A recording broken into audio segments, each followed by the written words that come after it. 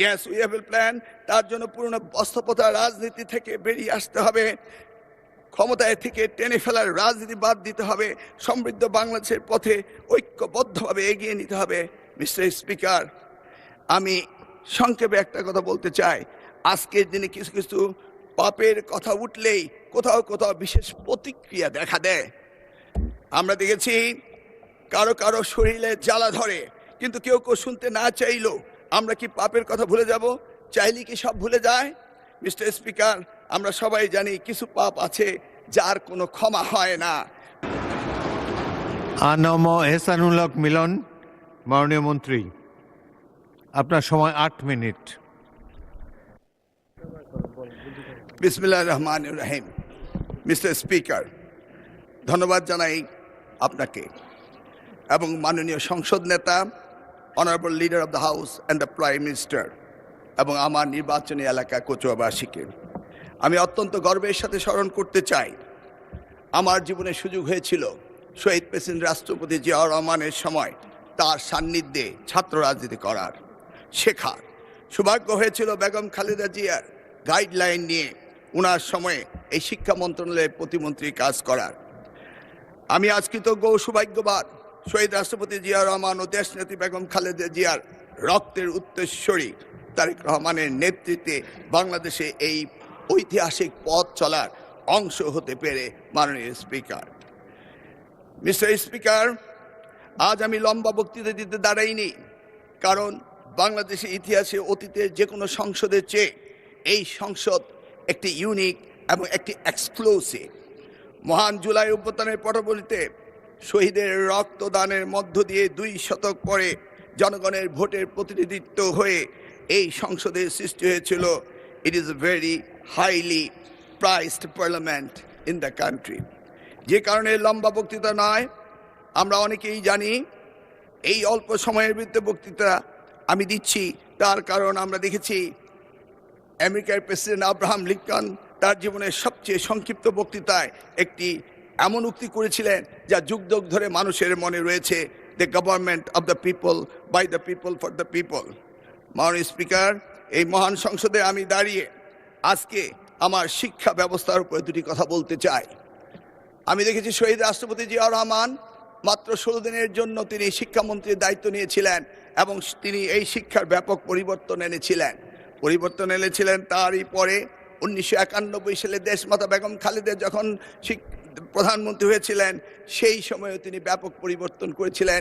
নারী শিক্ষার বিপ্লব এনেছিলেন, শিক্ষকদের জন্য অবসর ভাতা এবং কল্যাণ ট্রাস্ট হতে শুরু করে সকল সুযোগের ব্যবস্থা করে দিয়েছিলেন।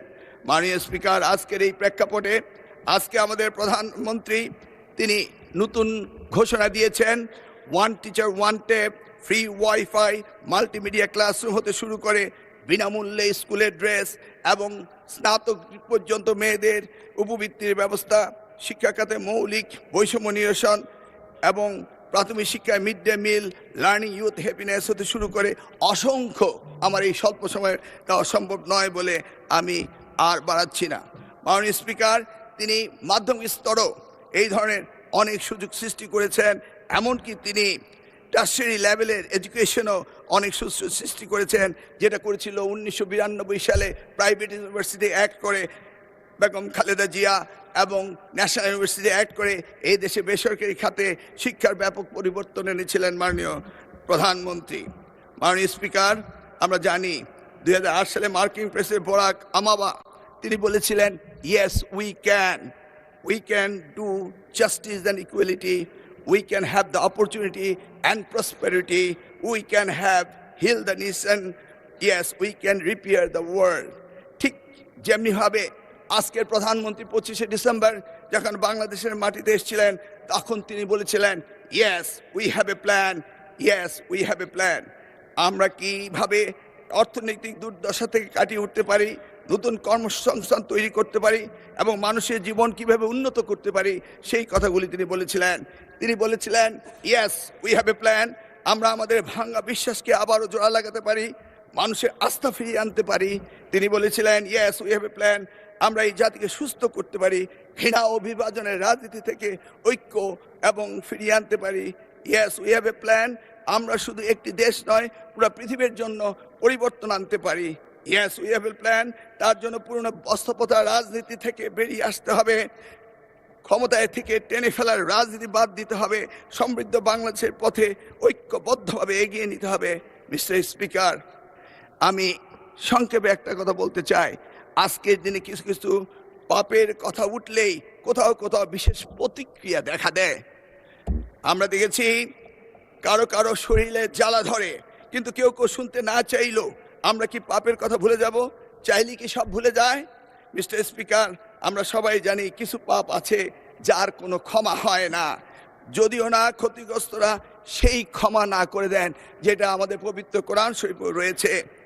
আমরা বাস্তবতায় অনেক সময় অনেক কিছু মেনে নেই, উপেক্ষা করি, হজম করি এবং কম্প্রোমাইজ করি, কিন্তু তাই বলে পাপ কি কখনো মুছে যায়?